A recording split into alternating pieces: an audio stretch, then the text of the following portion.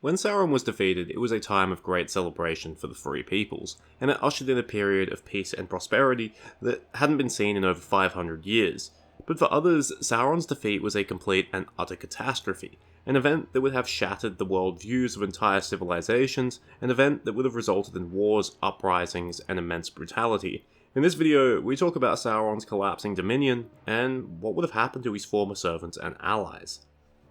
To understand how monumental Sauron's defeat was, you need only read what happens the moment Sauron is destroyed. The captains bowed their heads, and when they looked up again, behold, their enemies were flying, and the power of Mordor was scattering like dust in the wind, as when death smites the swollen brooding thing that inhabits their crawling hill and holds them all in a sway, ants will wander witless and purposeless and then feebly die. So the creatures of Sauron, orc or troll or beast spell enslaved, ran hither and thither, mindless, and some slew themselves or cast themselves in pits, or fled wailing back to hide in holes and dark lightless places, far from hope.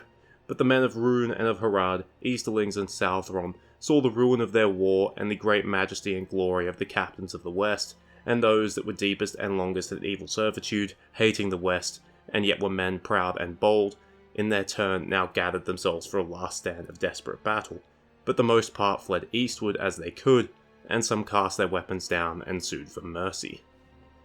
Basically, despite having a huge numerical advantage, despite having their enemies surrounded on 2 hills of slag, Sauron's army crumbles the moment he is destroyed. His will was the only thing driving them forward, the only thing that was keeping them together, and as we see, without the head, the body instantly dies. Most of them instantly flee the field, some of the orcs and trolls even kill themselves, and only some of the men decide to stand and fight. This doesn't just occur at the Battle of the Black Gate. In the north, an army of Easterlings is besieging Erebor. When they hear of Sauron's demise, they become so demoralized that the dwarves and men inside Erebor are able to sally forth and rout them. For orcs, it's fairly predictable what would happen next, because we've seen it happen twice before when Morgoth was defeated and when Sauron was defeated for the first time. They flee to their holes in the mountains, end up fighting each other, dwindle, and largely become irrelevant. Occasionally, an exceptional orc might rise up and lead them to some minor success, but without the power of a Dark Lord driving them, or at least being present, they wouldn't be anywhere near as threatening.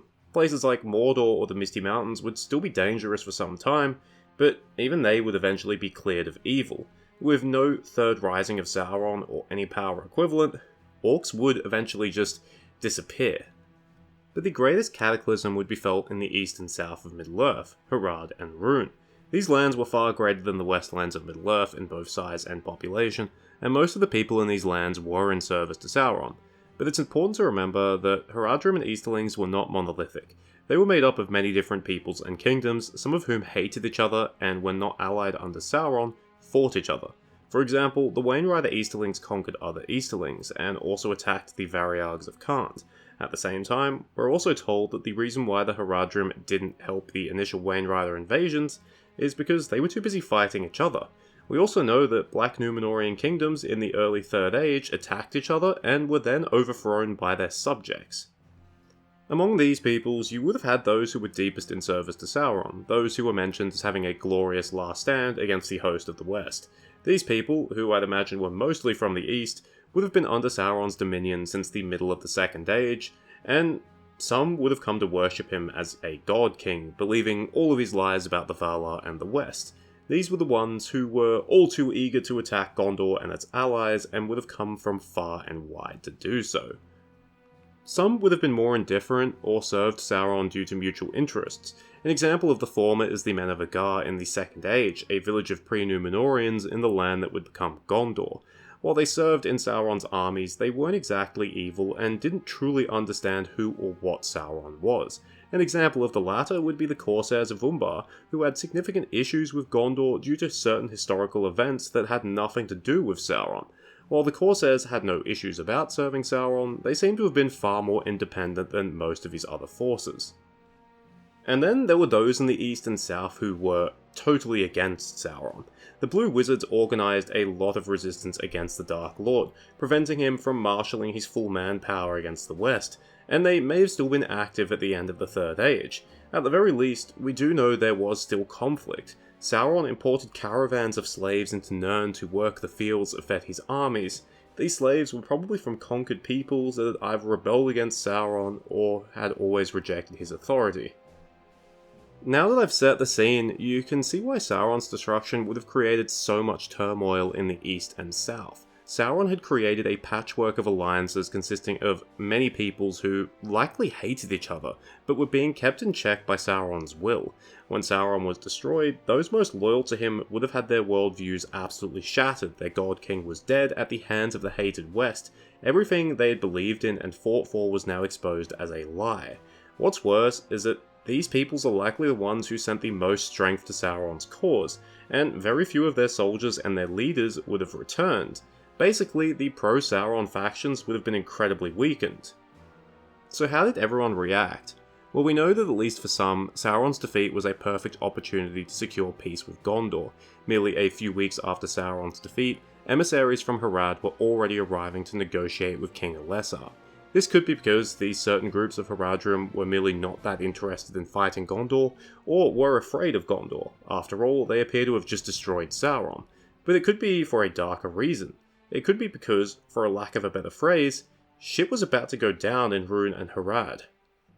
Think about it, if you're a people that was subjugated by Sauron, or a tribe that wants independence from a larger group, or even just an ambitious warlord who wants to create his own empire, what better time to do it than in the aftermath of Sauron's downfall?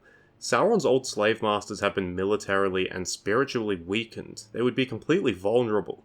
So it's very likely that the beginning of the Fourth Age was an extremely bloody time for Rhun and Harad. As alliances broke, old empires crumbled, and new ones arose in their place. It wouldn't be a stretch to imagine that there were wars far bloodier than the War of the Ring, as people turned on each other or took revenge for years of unpunished transgressions. We're told that early in the Fourth Age, Elessar and Eomer, leading the reunited kingdom and Rohan, campaigned far afield in both Rhun and Harad, dealing with enemies that were still hostile to the west. At first glance, this might be a little surprising, that the Free Peoples could project power so far away so soon into the Fourth Age, considering that the west had been in decline for at least 500 years. But it becomes a little more understandable when you realise that they probably weren't facing the united strength of Rhun or Harad that had mostly been put forth by Sauron in the Third Age. They would probably be fighting individual kingdoms or peoples that were too stubborn to bury the hatchet with the West, or were somehow trying to avenge Sauron. They might have also had new allies in these regions who were always anti-Sauron. For example, the freed land of Nirn that was given to Sauron's former slaves. So the reunited kingdom probably became the hegemonic power in the region, not because it was necessarily strong, not because it had experienced a rapid recovery, but rather because the disintegration of Sauron's old dominion meant that the men of the east and south were weakened and no longer unified either politically or ideologically. Just due to the benefit of having strong leaders and a strong alliance, the reunited kingdom and Rohan would have had a major advantage against their old mannish enemies. I do want to end this video by saying that a lot of this is speculation. The thing is, Tolkien doesn't explicitly state that Rhun and Harad immediately collapsed into civil war.